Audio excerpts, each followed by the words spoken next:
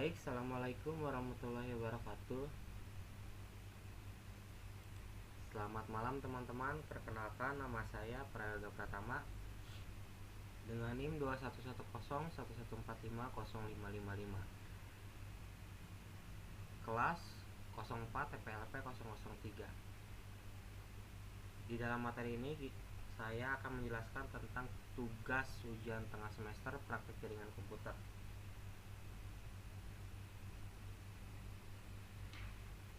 Di dalam materi ini ada submaterinya, yaitu ada laporan pertemuan 2 tentang pembentukan kabel atau pembuatan kabel UTP.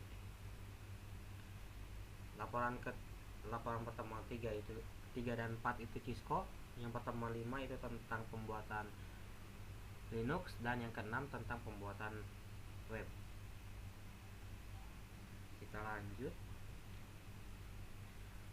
Untuk laporan pertemuan kedua ini, teori dasarnya itu kabel strike ini termasuknya ke kabel LAN ya teman-teman, atau biasa kita disebut itu kabel UTP.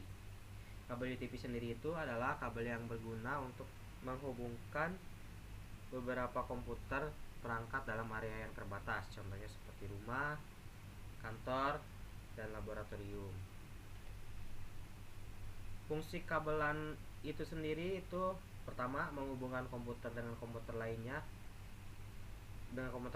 Kabelan dapat digunakan untuk menghubungkan komputer satu dengan yang lainnya. Komputer yang saling terhubung dalam melakukan pembagian file tanpa perlu menggunakan media eksternal seperti flash disk, hard disk, dan lain-lain.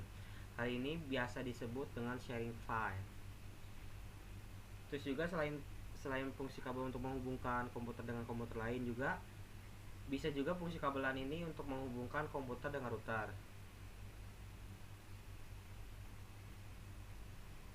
Terus yang ketiga juga dia bisa menghubungkan komputer dengan device lain. Kabelan juga digunakan saat kita ingin menghubungkan komputer dengan device lain. Salah satu contohnya saat kita ingin menghubungkan komputer dengan printer. Itu ketiga fungsi dari kabel strike ini sendiri ya teman-teman. Kabel UTP. Kabelan sebenarnya menggunakan kabel UTP untuk media transmisi. Terus yang kita gunakan di sini itu kabel strike itu termasuknya ke kabel UTP ya teman-teman. Initial Twisted Pair adalah kabel yang dililit dan tidak menggunakan pelindung aluminium. Kabel ini juga kurang tahan sih terhadap intervensi elektromagnetik, namun kabel ini lentur dan mudah digunakan. Untuk penjelasan warna-warna kabel, di dalam kabel UTP ini ada berbagai macam warna seperti warna jingga, putih jingga, hijau, putih hijau, biru, putih biru coklat, dan putih coklat. Nah, kabel ini sendiri itu menyatu. Jadi ada kabel jingga sama putih jingga, hijau sama putih hijau, biru sama putih biru, kabel coklat dan putih coklat. Nah, di dalam prakteknya ini sendiri, pertama tiap kabelnya dibuka satu-satu, terus diluruskan. Setelah diluruskan, kita susun kabelnya berdasarkan gambar seperti berikut.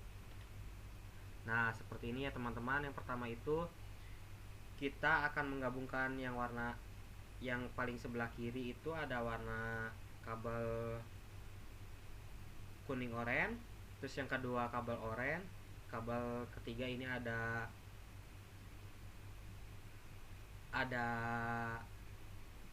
hijau putih, terus ada biru, kemudian putih biru, ada hijau, ada putih coklat, sama yang terakhir coklat. Nah, ini kabelnya seperti ini ya teman-teman. Setelah kabelnya sudah dirapikan, terus sudah diluruskan seperti kayak gini, lalu dimasukkan ke dalam konektor, lalu kita jepit. Nah, untuk mengetes kabel UTP-nya itu berjalan apa tidak, kita menggunakan alat ini, alat penguji kabel UTP. Nah, di sini pengertian dari tiap-tiap warna kabel itu ada. Pertama, warna jingga itu berfungsi untuk mengantarkan paket data. Yang putih jingga itu berfungsi untuk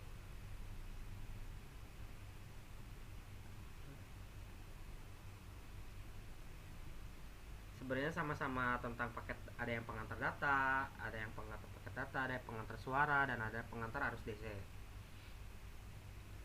Nah, ini hasil dari dokumentasi praktek saya ya teman-teman. Nah, selesai untuk laporan pertemuan 2, kita lanjut ke laporan pertemuan ketiga. Laporan pertemuan ketiga ini membahas tentang Cisco. Di sini di dalam Cisco ini tuh ada 2 studi kasus.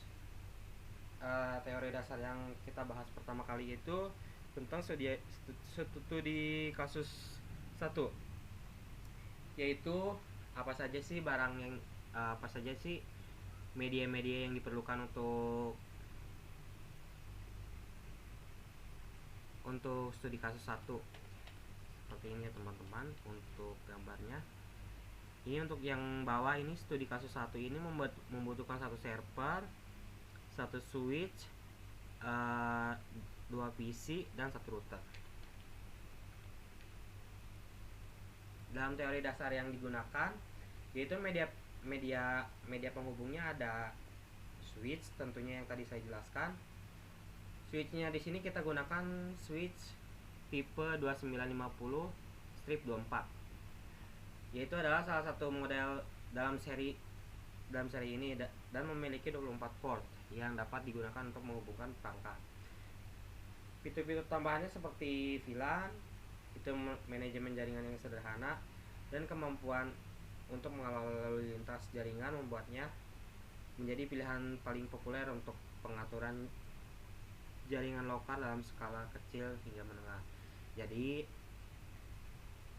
pada studi kasus yang pertama ini kita menggunakan switch yang ini karena lebih populer untuk digunakan dan cocok juga untuk mengatur jaringan lokal dalam skala kecil atau menengah. Untuk studi kasus 2-nya, media yang digunakan pada switchnya itu yaitu switch 2960/24TT. Itu jadi switch ini itu bisa menghubungkan berbagai macam jaringan lokalan ya. Switch seri ini itu mengacu pada seri 24. Terus di sini ada titik kan. Titik ini adalah jenis dari seri 2960-nya ya teman-teman. Tujuan digunakan untuk switch ini itu adalah untuk konektivitas perangkat. Jadi untuk menghubungkan antara ini ya teman-teman, antara merakit server sama router, terus merakit server sama PC juga bisa. Lanjut, sudah studi kasus 1-2 teori dasar sudah. Kita masuk di sini itu ada yang namanya network device dan ada yang namanya end device. Jadi untuk network device itu adalah perangkat keras atau perangkat lunak yang digunakan dalam jaringan komputer untuk untuk mengatur, mengarahkan, dan memanage lalu lintas data dan memungkinkan komunikasi antara perangkat dalam jaringan. Network device ini itu yang dipakai pada studi kasus ini yaitu Cisco 1841. Cisco 1841 ini adalah router terkemuka di banyak industri yang menyediakan performa kecepatan kabel untuk layanan bersamaan dengan kecepatan T1 atau S1, enkripsi on board, firewall, dan banyak opsi ekspansi lainnya. Terus selain network device juga ada end device-nya. End device juga bisa dikenal sebagai host ya teman-teman. Host ini adalah perangkat yang berperan sebagai sumber atau tujuan dari data dalam jaringan mereka. Maaf ya teman-teman, tadi kepotong untuk videonya. Kita lanjutkan lagi. Untuk end device, yaitu perangkat terakhir yang dikenal sebagai host, adalah perangkat yang berperan sebagai sumber dan tujuan dari data dalam jaringan. Mereka adalah perangkat yang digunakan oleh penggunaan akhir atau aplikasi untuk menerima atau mengirim data. End device yang dipakai pada satu itu hanya server saja ya teman-teman, karena hostnya itu hanya satu, yaitu server yang merakit server, begitu teman-teman. Terus untuk network device itu bisa masuk ke, ada router bisa masuk, switch juga bisa masuk. Itu untuk network device. Terus topologi apa sih yang digunakan pada studi kasus 1? Kita lihat di sini, ini ada satu host terus bisa ke yang lain. Berarti itu menggambarkan topologi star ya teman-teman. Dalam topologi ini itu jadi ada satu server yang berperan sebagai pusat atau simpul pusat, yang tadi ada satu, terus kemudian terhubung ke switch atau hub, terus router kalau ada, dan dua komputer lainnya sebagai perangkat akhir. Setiap perangkat akhir langsung ke simpul pusat server melalui switch. Seperti ini ya teman-teman. Nih, PC1 langsung terhubung ke server melalui switch. PC1 juga sama, menghubungkan ke switch sama server.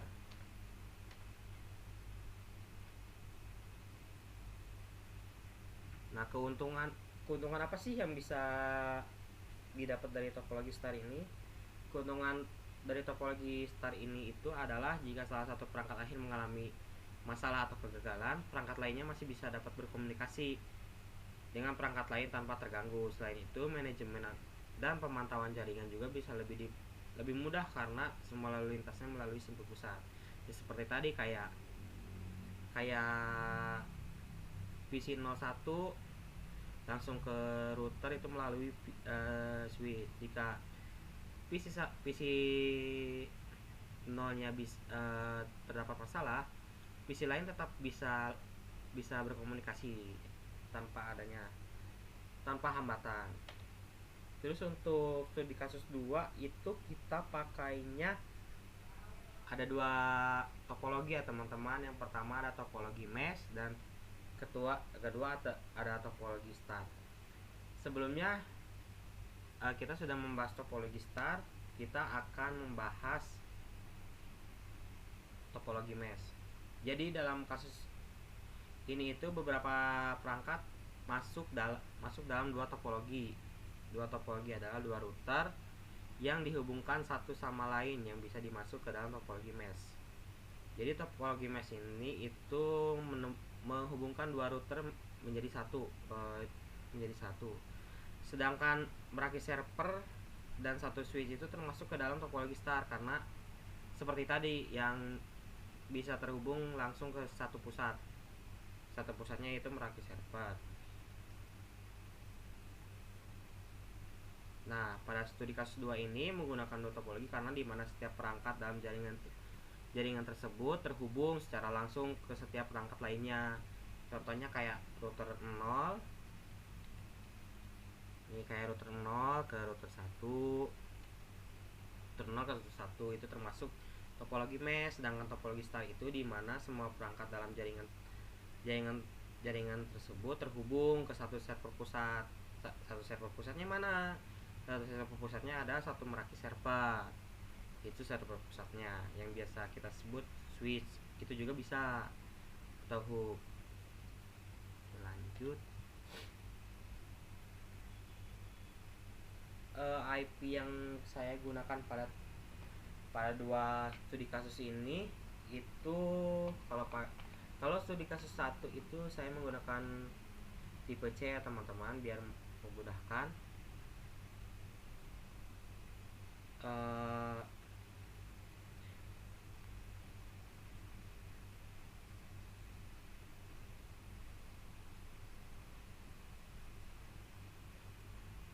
Jadi pada studi kasus ini saya bisa belajar bagaimana pemilihan IP yang saya gunakan dan juga komponen jaringan berinteraksi dan memungkinkan komunikasi antar perangkat dalam jaringan. Selain itu juga saya paham tentang penggunaan router itu kayak gimana sebagai penghubung antara jaringan lokal dan penggunaan switch untuk menghubungkan ke semua jaringan. Sama untuk penggunaan studi kasus juga dua juga ini banyak yang saya pelajari ya teman-teman. Seperti kayak router 1 saya menggunakan tipe kelas A. Untuk studi kasus 2 ini saya lebih ke memakai IP tipe kelas A ya, yaitu untuk mempermudah saja biar nggak terlalu ribet dalam belajar Cisco ini. Nah, ini contoh kasusnya, contoh studi kasus 1, contoh studi kasus 2, begitu teman-teman. Sekarang masuk ke laporan pertemuan 4, masih sama tentang penggunaan Cisco. Di Cisco kali ini kita berbeda ya teman-teman. Kita menggunakan dalam proyek ini pada studi kasus ini kita menggunakan 3 lantai pada Cisco-nya ada lantai 3, lantai 2 tentang ruang manajemen, dan ada lantai 3. Oke, teori dasarnya. Jadi kita tetap memakai topologi jaringan ya teman-teman, karena Cisco ini ya bisa masuk ke topologi jaringan ya teman-teman. Di sini saya akan menjelaskan lagi topologi jaringan itu apa sih. Jadi topologi jaringan komputer adalah metode atau cara menghubungkan rute koneksi atau node dalam satu jaringan. Untuk diketahui, node adalah perangkat keras untuk menerima, meneruskan, dan menyebar data, atau bisa juga disebut komputer. Sedangkan root koneksi merupakan sambungan antara node antar node sehingga bisa saling terhubung satu sama lain. Sambungan atau jembatan antara node ini biasanya biasanya dibuat menggunakan kabel jaringan LAN yang pada pertemuan 2 kita sudah bahas ya. Contohnya adalah kabel UTP. Sebenarnya ada kabel cross juga sih. Kita belajar tentang pertemuan 2 itu tentang jaringan tentang kabel stack, yaitu kabel UTP.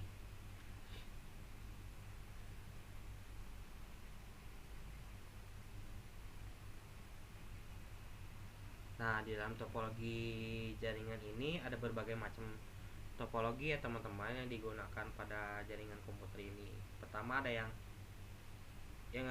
sudah kita bahas ini, ada di pertemuan sebelumnya, ada topologi mesh dan topologi star. Terus juga selain topologi mesh sama star, ada juga topologi ring, ada topologi bus, ada topologi tree, dan topologi hybrid.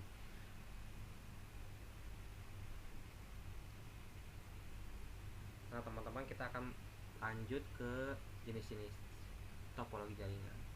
Yang pertama adalah topologi mesh, merupakan metode untuk menghubungkan node secara langsung menggunakan kabel jaringan tanpa ada perantara. Seperti kayak tadi ya yang dijelaskan, topologi mesh sama topologi star. Masuk ke topologi bus.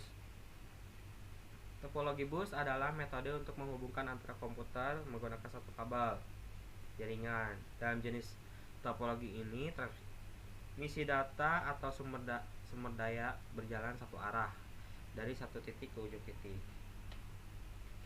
Lanjut, ada topologi ring, yaitu merupakan metode untuk menghubungkan antar komputer dengan menggunakan rute yang berbentuk melingkar seperti cincin. Tiap node dalam rute tersebut biasanya memiliki repeater untuk meneruskan data. Terus ada juga selain topologi ring ini ada topologi tree. Topologi tree ini yaitu menghubungkan beberapa komputer menggunakan skema transmisi data yang bersifat hierarki dengan terdapat dua. Nah, kita akan lihat teman-teman proses install web.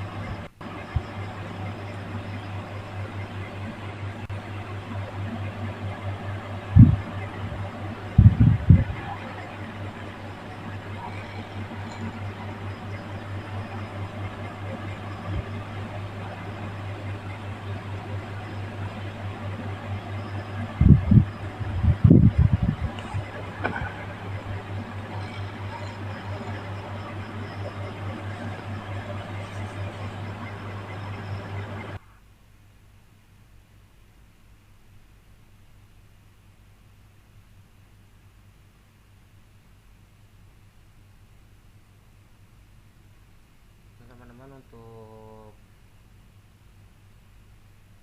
install web seperti itu ya teman-teman. Sengaja saya videoin biar tahu juga hasilnya kayak gimana.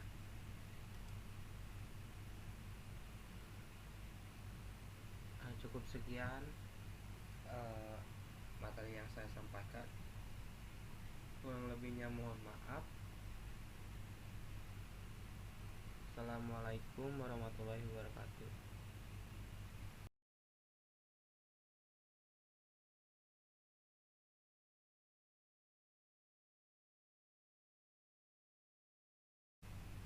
Pastikan komputer pada jaringan pada komputer kalian ini off ya teman-teman, off ya. Terus setelah sudah kita new dan lain-lain, kita masuk ke setting. Kita set networknya, kita pilih bridge adapter, terus kita juga pilih Qualcomm ya teman-teman. Oke, kita lanjut start.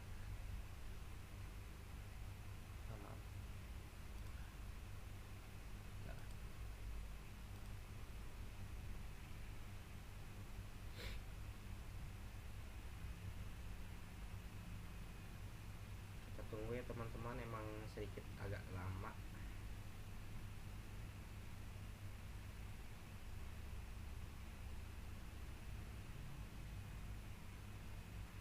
Nah, kita try Ubuntu installnya, kita tunggu.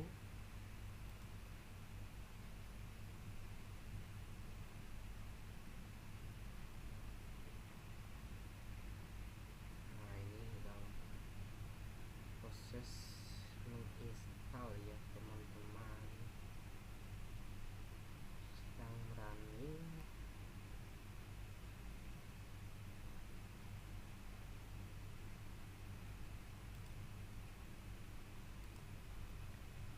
Maaf ya teman-teman, ada sedikit gangguan tentang pemasangan Linux. Saya juga kurang tahu ini kenapa, biasanya nggak kayak gini. Mungkin karena penyimpanannya penuh ya teman-teman. Untuk penginstalan Linux ini seperti tadi ya teman-teman, jika selesai biasanya langsung seperti ini ya teman-teman. Contoh Ubuntu yang pernah saya bikin.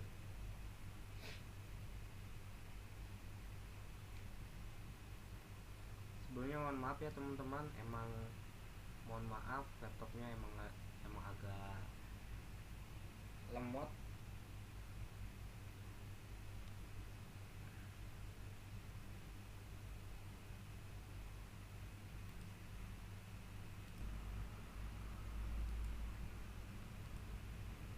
Nanti seperti ini ya teman-teman. Untuk yang sudah diinstalnya seperti ini, kita sedang running Ubuntunya. Welcome to Ubuntu 22.04.3 LTS. Nah, ini sedang running ya teman-teman.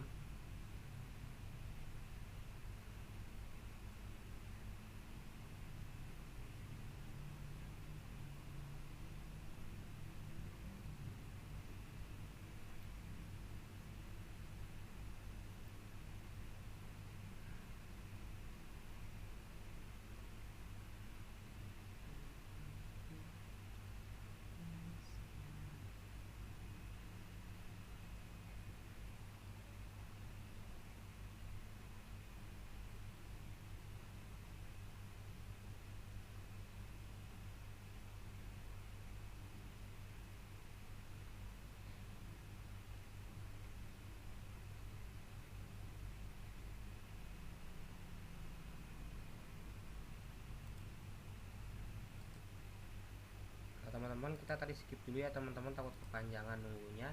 Nah, setelah sudah di running begini teman-teman, udah langsung masuk ke loginnya. Login, kita tadi sesuai namanya Algoy, passwordnya 1. Sudah masuk teman-teman, ini Linuxnya bisa langsung digunakan. Seperti ini teman-teman penginstalan Linux.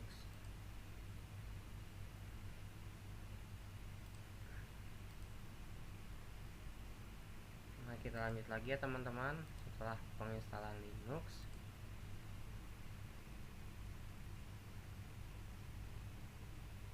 sebentar teman-teman, kita masuk ke PKTN terlebih dahulu.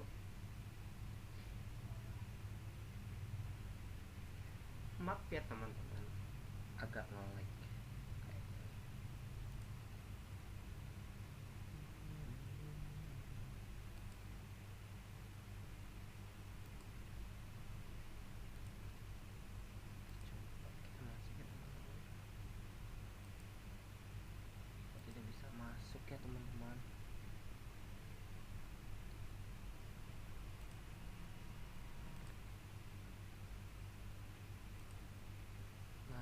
lanjut teman-teman ke pertemuan 6. Nah, di sini juga masih tentang masuk ke teori ini ya teman-teman, teori web server. Nah, di sini itu software yang digunakan itu yaitu adalah Apache. Nah, Apache itu sendiri apa sih? Apache ini adalah sebuah perangkat lunak atau software web server yang menghubungkan antara server dengan user.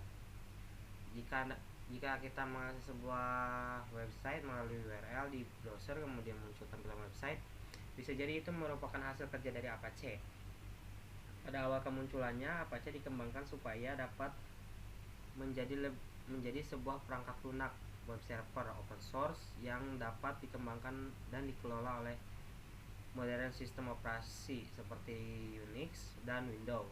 Tujuan lain dari pengembangan Apache ini adalah menyediakan web server yang aman, efisien, dan mudah dikembangkan dengan mudah. Nah, kelebihan Apache ini yaitu ada 7 ya teman-teman. Pertama ada lintas platform, terus ada kompatibel dengan WordPress, ada komunitas yang besar dan dokumentasi yang lengkap. Lisensinya tentu saja gratis ya teman-teman, udah gratis, open source juga lagi. Terus mempunyai perangkat lunak yang stabil dan andal. Patch-nya sendiri ini keamanannya terus diperbaharui setiap zamannya. Terus konfigurasinya juga mudah.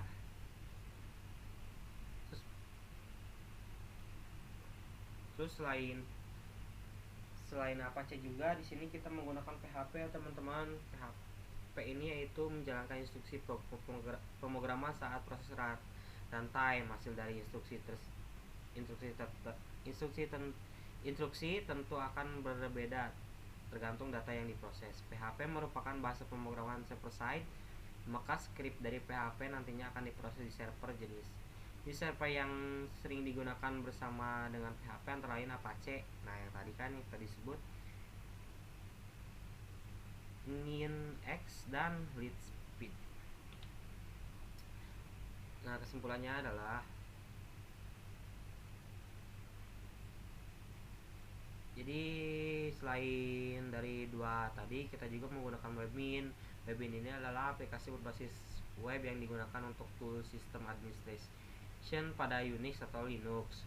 Dengan menggunakan Webmin Anda bisa dengan mudah menambahkan user account, setting web server, DNS, file sharing, dan lain-lain. Hanya dengan melalui sebuah web browser dari sekian banyak fitur Webmin tentu yang dipakai sesuai kebutuhan saja. Contoh, para penjual SSH dan VPN hanya memanfaatkan fitur user dan grup saja untuk memanage user. Nah, begitu teman-teman untuk web. Terus untuk kasih prakteknya ini, pertama install Apache-nya, terus ini PHP, ada 2 PHP, terus ada tentang install MariaDB juga di sini masuk, terus Webmin, terus ada Servbot juga, terus yang terakhir located. Nah, kita di sini akan membuka di video ya teman-teman. Saya sudah membuat videonya di kamera handphone. Nanti bisa kita lihat ya teman-teman.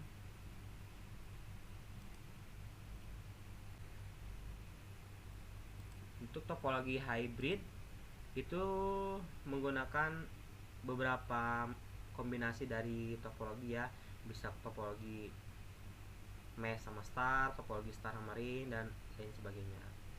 Yang sebelumnya kita sudah pakai yaitu topologi hybrid yang sudah kita pakai ini tadi, misal topologi star sama topologi mesh, itu bisa disebut topologi hybrid juga teman-teman. Terus di sini juga kita akan menjelaskan tentang VLAN itu apa sih.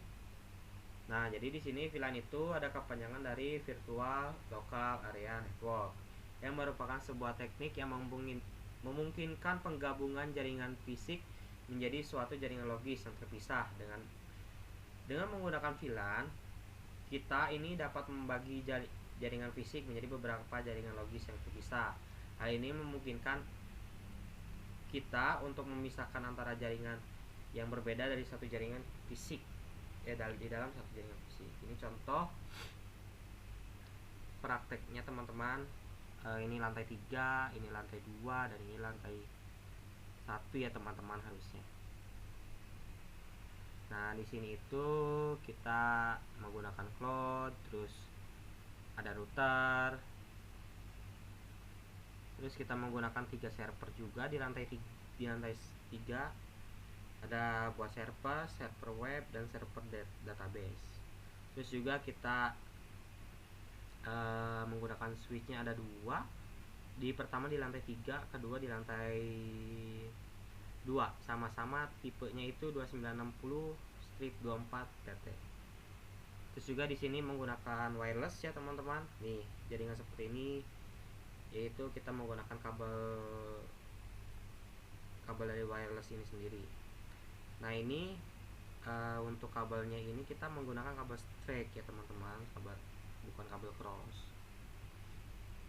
Terus untuk switch juga kita menggunakan di lantai paling bawah, yaitu untuk menghubungkan beberapa PC ya teman-teman.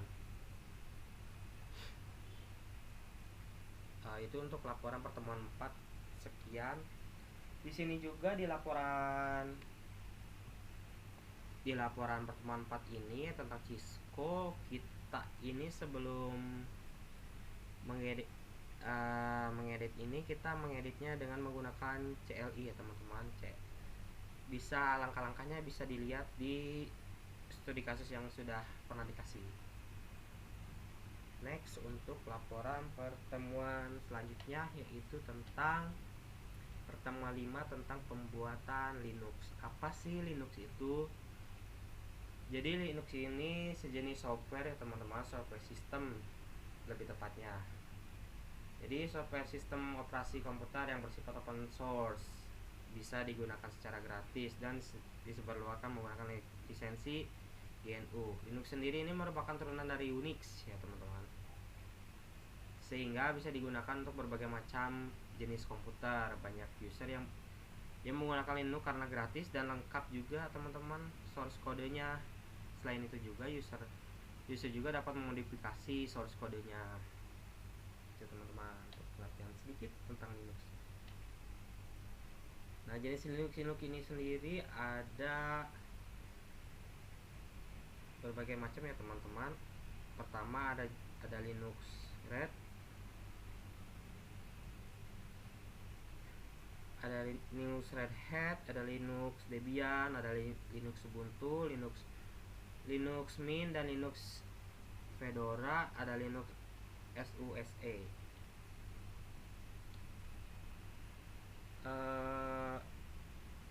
Kita di sini ini menggunakan Linux Ubuntu ya teman-teman. Dalam praktek kali ini kita menggunakan Linuxnya hanya satu, yaitu Linux Ubuntu. Kelebihan pada Linux ini sendiri itu udah jelas. Tadi yang pertama dikasih tahu udah jelas gratis ya teman-teman, keuntungan pertamanya. Terus kedua adalah open source. Terus kedua ini Linux ini itu lebih cukup aman ya teman-teman. Terus interface-nya yang beragam, terus ada yang terus juga stabil. Terus selain stabil juga, ini Linux ini cukup cepat ya teman-teman penggunaannya. Terus nah, kekurangan, ada kelebihan pasti ada kekurangan. Nah, kekurangan di Linux ini sendiri banyak sih yang belum terbiasa Linux, karena biasanya orang-orang awam taunya selain orang-orang taunya bukan Linux ya teman-teman, lebih ke sistem operasi yang digunakan pada laptop itu rata-rata Windows. Terus juga pada Linux ini sendiri juga belum banyak nih dukungan softwarenya. Jadi di dalam Linux ini sendiri masih sedikit untuk software yang dapat digunakan. Terus juga masih banyak sih hardware yang belum support terhadap Linux. Nah, Linux ini juga kurang cocok ya teman-teman digunakan untuk komputer gaming. Jadi lebih baik sistem operasi yang lain. Nah, ini teman-teman untuk contoh pembuatannya, kita bisa praktek ya teman-teman.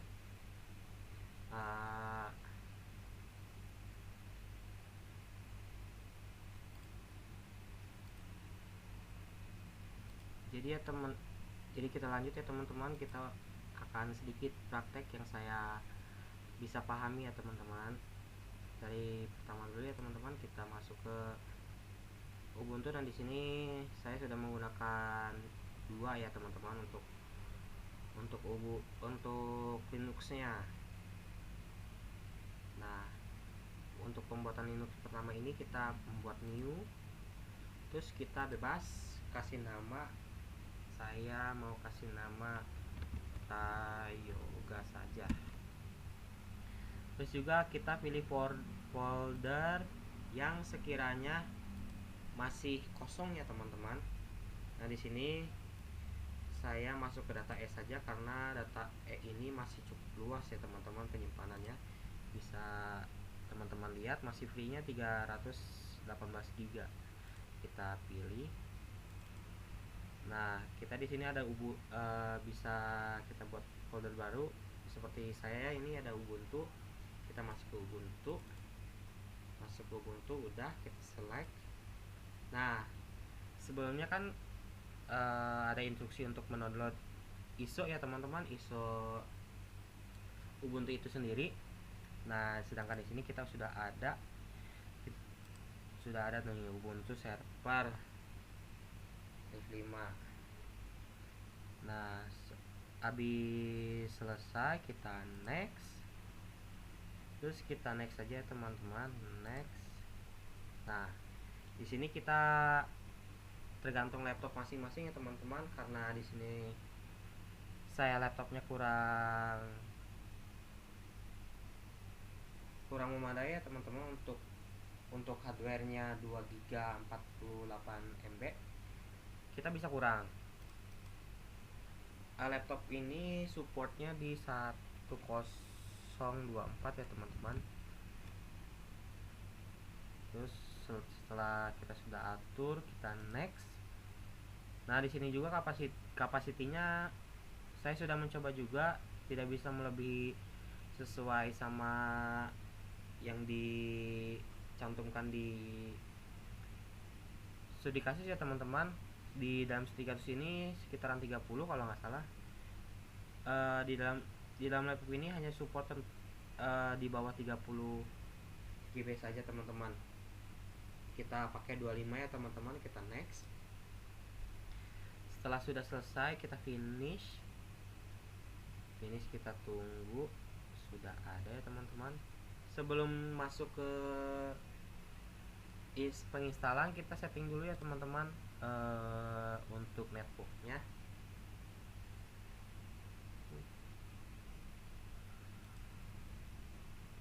Nah, kita masuk.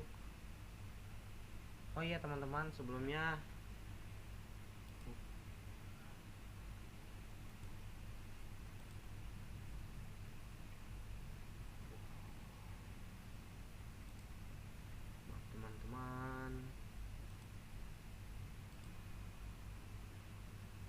lanjut di sini kita menginstalnya tanpa jaringan komputer.